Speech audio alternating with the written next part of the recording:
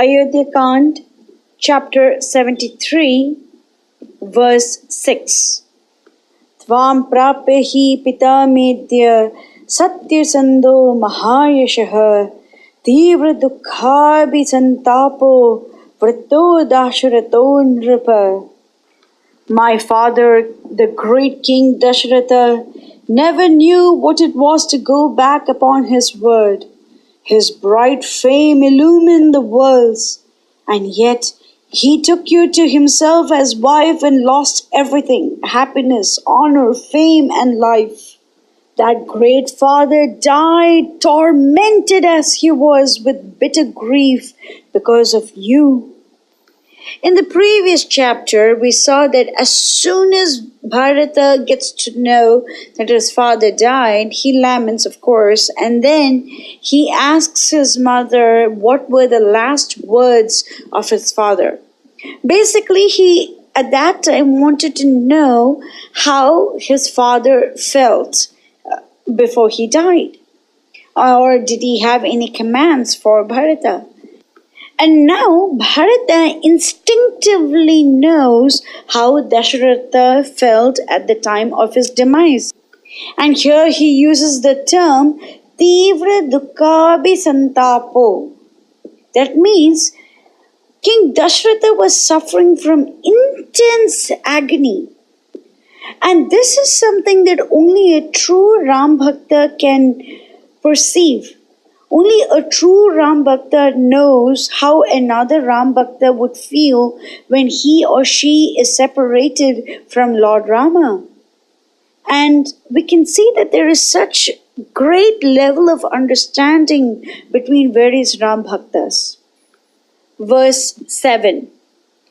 Vinashito Maharaja Pita me Dharma Vatsalaha Kasmat Pravrajito Rama Kasmat eva Vanam Gata. What set you on to seek the death of His Majesty, whose heart ever turned to Dharma as the guiding star of his life? What sought you to achieve by banishing Rama to the woods? Now, Bharata questions the intentions of Kaikeyi.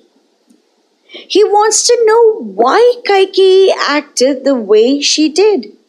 What was it that prompted her to kill King Dasharatha and to exile her beloved Rama off to the forest? He gives Kaikeyi a chance to explain, even though he does not side with her nefarious plans. He gives her a chance to explain herself, and he wants to know, why did Kaikeyi behave like this? What was the reason behind it? Verse 8. Kaushalya Cha Sumitra Cha Putra Shoka Abhipīdate Dushkaram Yadi Jivitam Prapya Tvam Jananim Mama.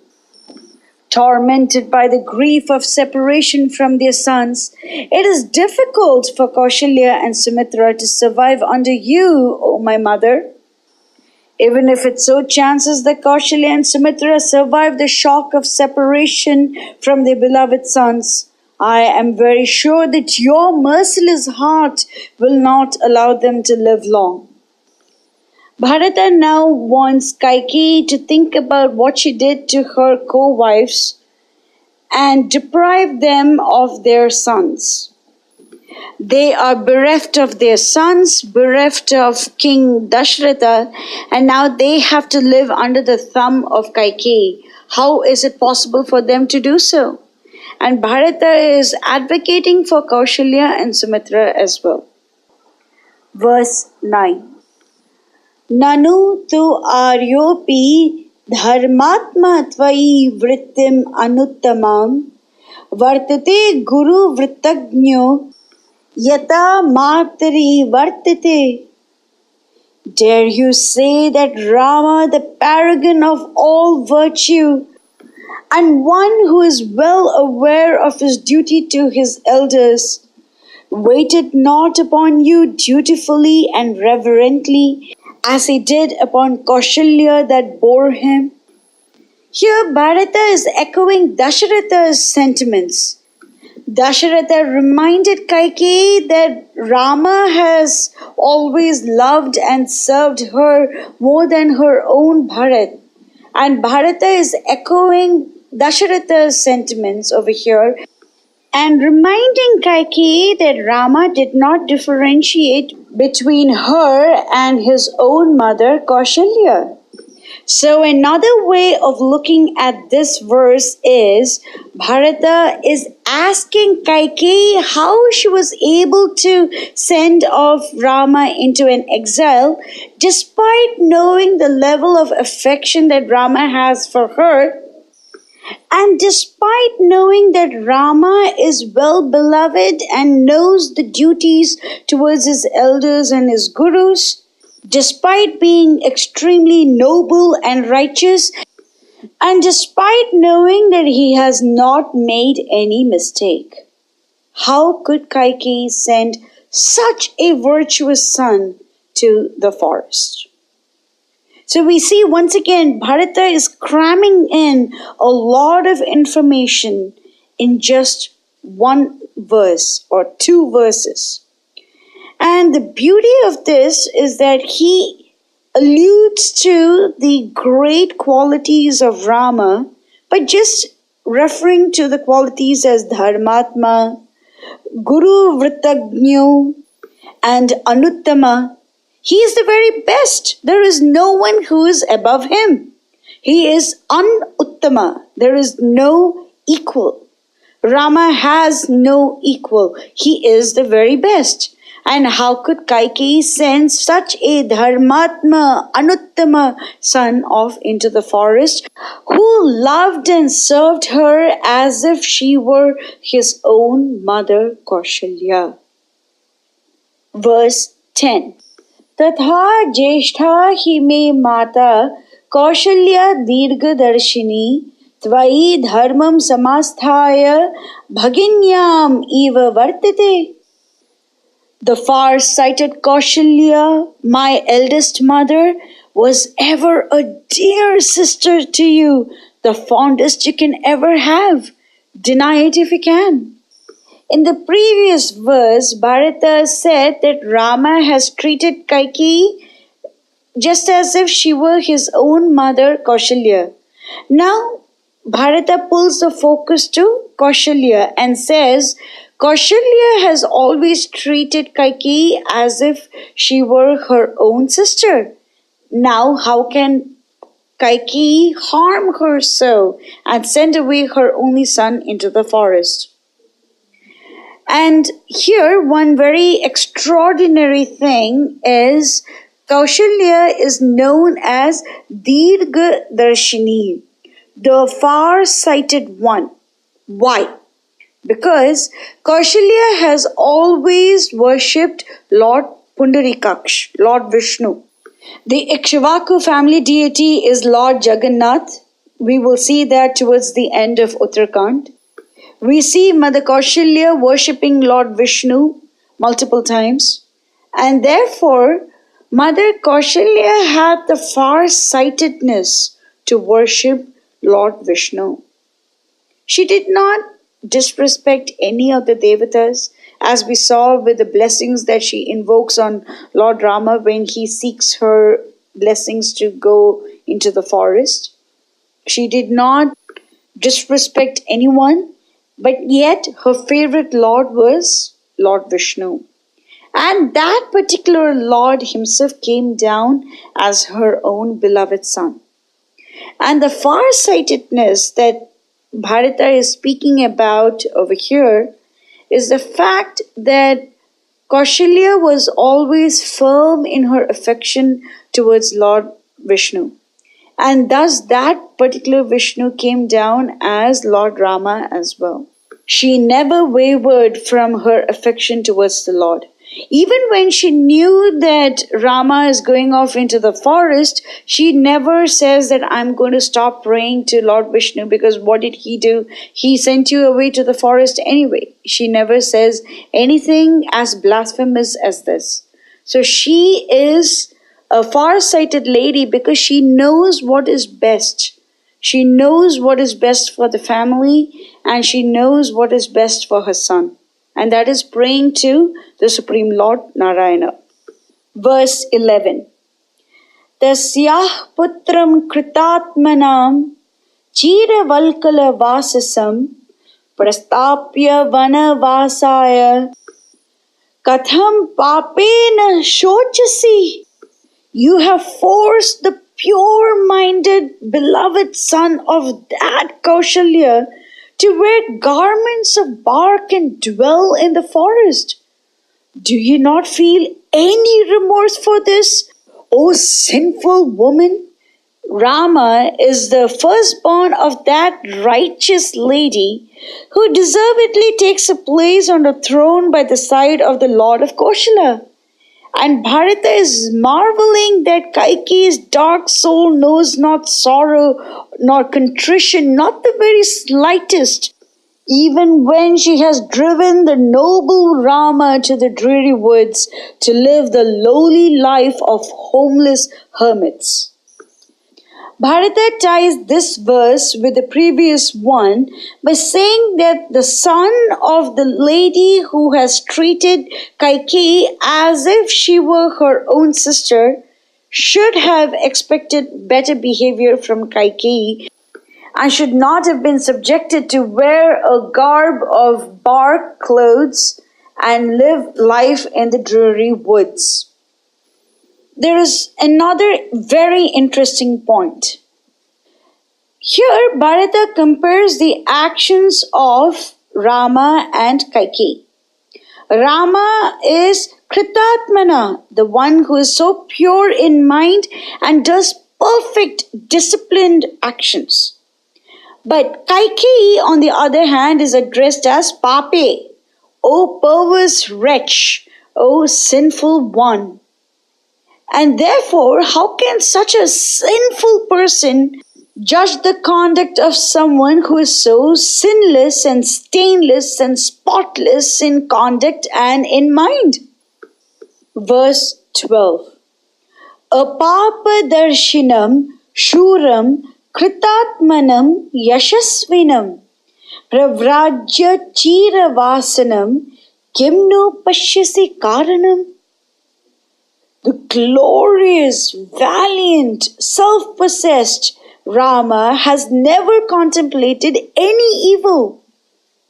What possible reason do you have for sending him clothed in bark into exile?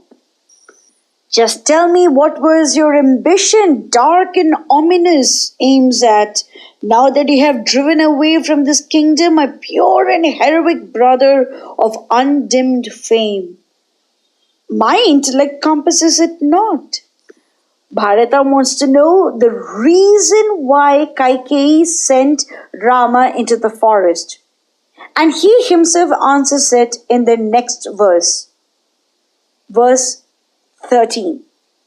Lubdhaya viditah manye nateham raghavam prati tatahi anarto rajartam tvaya nita mahan ayam.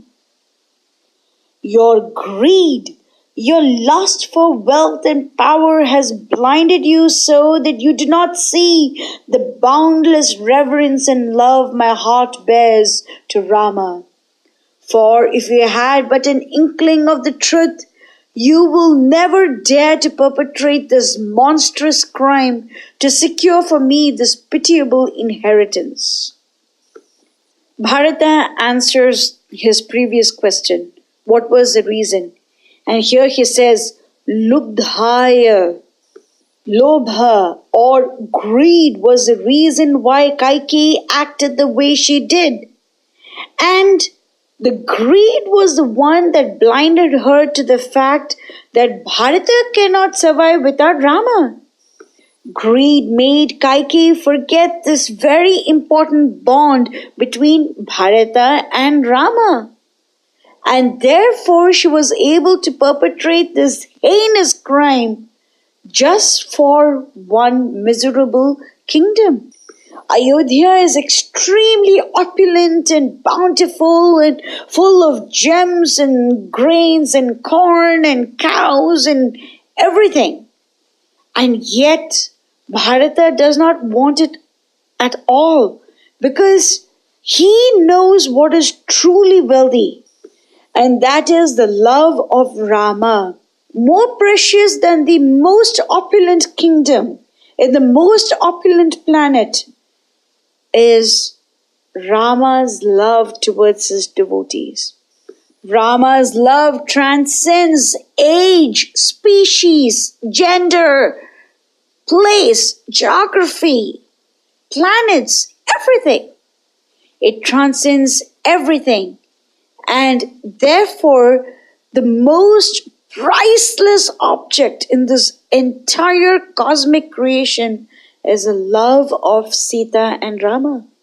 It is not few gems and houses and army and treasury and granary or anything that is so material.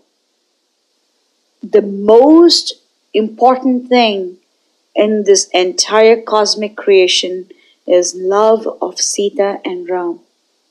The most important thing. And Bharata hinted at this in the previous verses, and he calls Rama as Anuttama, the one who has no equal.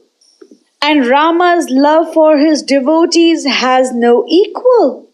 Therefore, Bharata says, O mother, O sinful woman, do you not understand that the precious thing in this world is a love of Rama, and that is something that I have?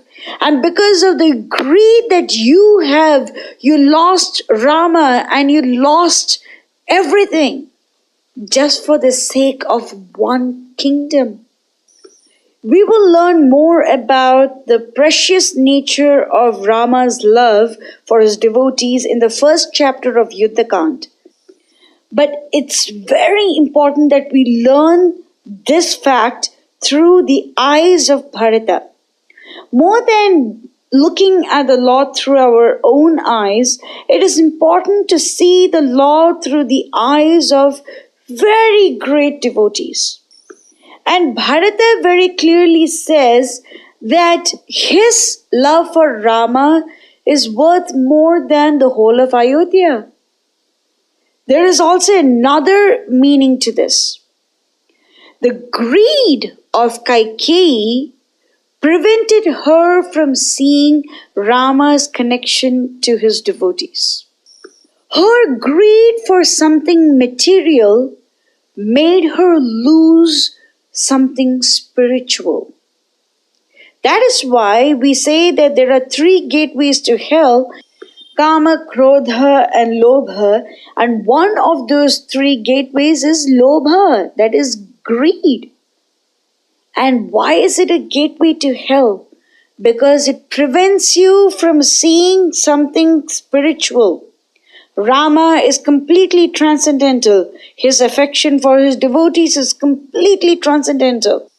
There is no material tinge in whatever he does. Therefore, greed for something material made Kaikeyi lose sight of something spiritual. This is a very important concept. And this is how we learn to apply Ramayana stories in our current life. We should not lose sight of what is important. I always say, forge the bond that you have with Sita and Rama. That is the most important thing. Why? Because that is completely eternal. That bond can never disappear. It can only strengthen over time if you want it to strengthen over time. And therefore, continue to strengthen it. That bond is eternal. It is never going to get destroyed. No matter what planet we are in, no matter what state we are in, the bond that we have with Sita Rama is always eternal. Therefore, forge it and never lose sight of what is important. Kaikeyi's greed blinded her to that fact, and we should not be blind as well. We should not allow something like greed to prevent us from serving Rama.